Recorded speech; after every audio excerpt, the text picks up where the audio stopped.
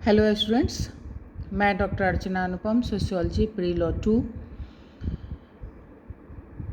Topic is theory of बौद्ध धर्म के सिद्धांत। महात्मा बुद्ध ने जगत व जीव को माना। मनुष्य अमर है अथवा नश्वर, सीमित है अथवा असीम, जीवित जीव और शरीर एक है अथवा अलग अलग। बुद्ध इन उलझनों में नहीं पड़े। जब कभी किसी ने उन्हें इस प्रकार के प्रश्नों का उत्तर देने का आग्रह भी किया तो वे उन्हें निरर्थक मानकर टालते रहे। बुद्ध का दृष्टिकोण सदैव व्यवहारिक रहा। इस दृष्टिकोण से बुद्ध ने अपने धर्म की नैतिक व्याख्या की। फर्स्ट इज 4 आर्य सत्य। इसमें पहला दुख। बौद्ध धर्म दुखवाद को लेकर चला है। समस्त संसार दुखमय है। सभी प्राणी किसी न किसी दुख से दुखी है। दुख के संबंध में बुद्ध स्वयं कहते हैं, जन्म भी दुख है, जरा भी दुख है, व्याधि भी दुख है, मरण भी दुख है, प्रिय वियोग भी दुख है, अप्रिय मिलन भी दुख है, इच्छित वस्तु का न मिलना भी दुख है। नेक्स्ट, दुख समुदाय। संसार में दुख है, यह सत्य है। प्रश्न यह पैदा होता है कि इन सभी दुखों का कारण क्या है। बुद्ध की दृष्टि से इसका कारण इच्छा अथवा तृष्णा है। इस तृष्णा का जन्म क्यों और कैसे होता है, इस संबंध में बुद्ध ने कहा था, रूप, गंध, रस, स्पर्श, मानसिक विचारों व वितर्कों से मनुष्य जब आसक्ति करता है तब तृष्णा जन्म लेती है। अर्थात दुख का कोई न कोई समुदाय यानी कारण अवश्य होता है। नेक्स्ट, दुख निरोध। संसार दुखमय है और दुख के कारण समुदाय है, तो दुख निरोध अथवा दुखी से मुक्ति भी संभव है। दुख के कारण तृष्णा के मूलोच्छेदन से दुख से मुक्ति मिल सकती है। महात्मा बुद्ध का कहना था, संसार में जो भी कुछ प्रिय लगता है उससे डरेंगे अथवा भयभीत होंगे, वे तृष्णा को छोड़ सकेंगे। इच्छाओं पर नियंत्रण करके ही दुख निरोध संभव हो सकता है। नेक्स्ट, दुख निरोध का मार्ग। जब मनुष्य को दुखों का कारण ज्ञात हो तो दुखों पर विजय प्राप्त करने का मार्ग सुलभ हो जाता है। कोई भी मनुष्य इस मार्ग का अनुसरण करते हुए दुखों पर नियंत्रण कर सकता है।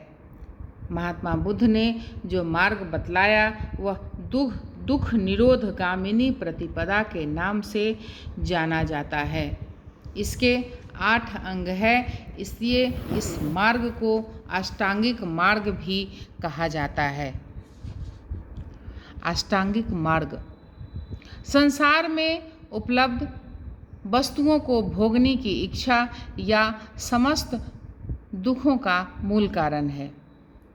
यह इच्छा या तृष्णा ही आत्मा को जन्म मरण के चक्कर में जकड़े रहती है। निर्वाण की प्राप्ति इच्छाओं को समाप्त करने पर भी संभव है। यदि मनुष्य सही रूप से अष्टांगिक मार्ग का अनुसरण करे तो इच्छाओं पर पूर्ण नियंत्रण संभव हो सकता है। यह मार्ग मध्यम मार्ग भी कहलाता है। सम्यक दृष्टि। असत्य से ही 4 आर्य सत्यों के सत्व का ज्ञान प्राप्त होता है। यह ज्ञान श्रद्धा एवं भावना युक्त होना चाहिए। सदाचरण, दुराचरण, सत्य, असत्य, उचित, अनुचित एवं पाप पुण्य में स्पष्ट अंतर करना ही सही ज्ञान है। सम्यक संकल्प हिंसा, राग, द्वेष आदि सांसारिक प्रवृत्तियों का त्याग, आत्मकल्याण का दृढ़ निश्चय ही सम्यक संकल्प है। सम्यक वाणी सत्य, मृदु एवं विनम्र वचन एवं बोलने पर नियंत्रण अथवा संयम ही सम्यक वाणी है। सम्यक कर्मांत हिंसा, द्वेष, द्रोह, ईर्ष्या एवं दुराचरण का परित्याग और सत्कर्मों का पालन ही सत्कर्म संयम वाणी है।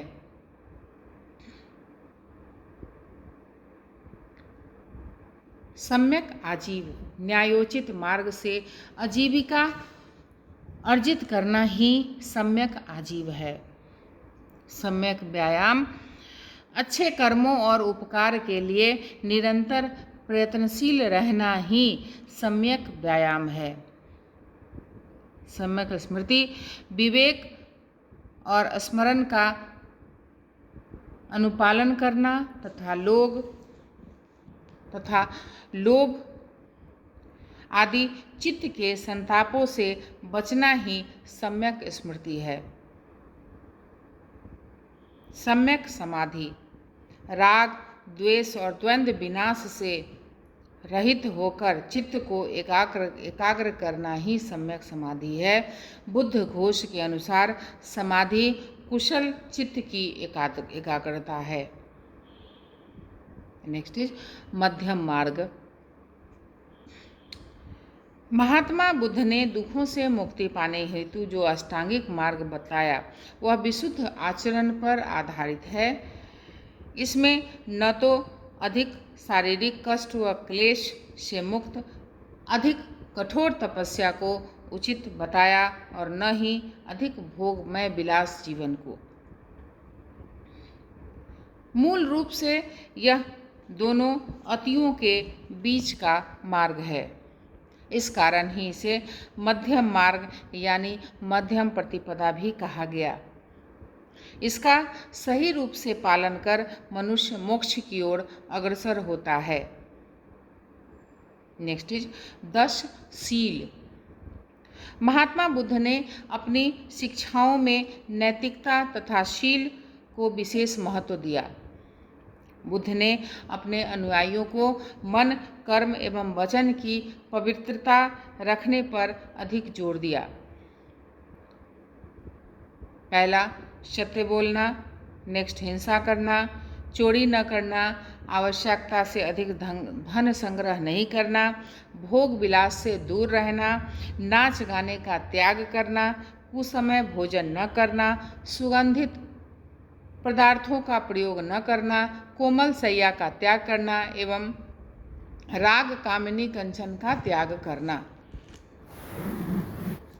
नेक्स्ट वेदों की प्रामाणिकता में अविश्वास। महात्मा बुद्ध अंधविश्वासी नहीं थे। उन्होंने वेदों की प्रामाणिकता में अविश्वास प्रकट किया। वे वेदों को अंतिम सत्य के रूप में स्वीकार करने को तैयार नहीं थे। बौद्ध धर्म ईश्वर को सृष्टि का निर्माता अथवा नियंता नहीं मानता, क्योंकि यह धर्म वेदों की प्रामाणिकता में विश्वास नहीं रखता। नेक्स्ट इज अनात्मवाद। महात्मा बुद्ध ने यह स्वीकार किया कि आत्मा है और न यह कि आत्मा नहीं है। मूलतः बुद्ध ने आत्मा के संबंध में विवाद करने से ही इनकार कर दिया। यदि महात्मा बुद्ध आत्मा को स्वीकारते तो मनुष्य को स्वयं अपने से ही आसक्ति हो जाती, जो कि दुख का मूल कारण है। यदि वे आत्मा को अस्वीकारते तो मनुष्य यह विचार कर कि मृत्यु के बाद मेरा कुछ भी नहीं रहेगा, मानसिक वेदना से ग्रस्त होता। यही कारण है कि महात्मा बुद्ध इस विवाद में पड़ना उचित नहीं मानते थे। नेक्स्ट इज कर्मवाद। महात्मा बुद्ध का कहना था कि जो मनुष्य जैसे कर्म करता है वैसे ही फल उसे भुगतने पड़ते हैं। मनुष्य का यह लोक और परलोक उसके कर्म पर निर्भर है। वे मनुष्य के द्वारा मन, वचन व काया से की गई चेष्टाओं को कर्म मानते थे। वे कर्म ही दुख या सुख का कारण होते हैं। पुनर्जन्म। महात्मा बुद्ध कर्मवाद में विश्वास करते थे। इस बात को स्वीकार करते थे कि कर्म के अनुसार ही मनुष्य का पुनर्जन्म होता है। कर्मफल एवं पुनर्जन्म में गहरा संबंध है। महात्मा बुद्ध के अनुसार पुनर्जन्म अहंकार का होता है, आत्मा का नहीं। जिस समय मनुष्य की इच्छाएं और वासनाएं नष्ट हो जाती हैं, मनुष्य पुनर्जन्म के अर्थात आवागमन के चक्कर में से मुक्त हो जाता है। नेक्स्ट, निर्वाण।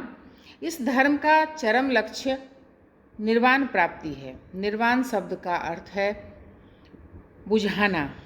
महात्मा बुद्ध का कहना था कि मानव मन में उत्पन्न होने वाली इच्छा या तृष्णा या वासना की आग बुझा देने पर ही निर्वाण प्राप्ति संभव है। निर्वाण का अर्थ है जन्म मरण की स्थिति से मुक्ति प्राप्त करना अथवा मोक्ष को प्राप्त करना। Next is प्रतीत्य समुत्पाद। बौद्ध धर्म कारणवादी है। प्रतीत्य का तात्पर्य है इनके होने से, एवं समुत्पाद का तात्पर्य है यह उत्पन्न होता है, अर्थात इनके होने से यह उत्पन्न होता है। यानी किसी कारण से भी कोई बात उत्पन्न होती है। दूसरे शब्दों में इसको कार्य कारण नियम भी कहा जाता है। यह बौद्ध धर्म के मूल उपदेशों में से एक है। क्षणिकवाद। बौद्ध धर्म क्षणिकवाद और परिवर्तन में विश्वास रखता है। क्षणिकवाद की उत्पत्ति प्रतीत्य समुत्पाद से मानी जाती है। जगत एवं जीव में से कोई नित्य नहीं है, इनकी स्वतंत्र सत्ता नहीं है। यह दोनों परिवर्तनशील एवं नाशवान है। बुद्ध का मानना था कि संसार परिवर्तनशील है। संसार की प्रत्येक वस्तु में प्रतिक्षण परिवर्तन होता है। यह परिवर्तन जनसाधारण को हर समय दिखाई नहीं देता। जैसे नदी का प्रवाह परिवर्तित होने के उपरांत भी पूर्ववत ही दिखाई देता है। महात्मा बुद्ध के निर्वाण के बाद बौद्ध धर्म विभिन्न संप्रदायों में विभाजित हो गया। जो परंपरागत बुद्ध के नियमों को मानते थे स्थविर कहलाए। जो नियमों में परिवर्तन कर मानना चाहते थे वे महासाधिक कहलाए। भारत में बौद्ध धर्मावलंबियों की जनसंख्या 0.7% है। उम्मीद है आपको यह वीडियो पसंद आया होगा। Thank you.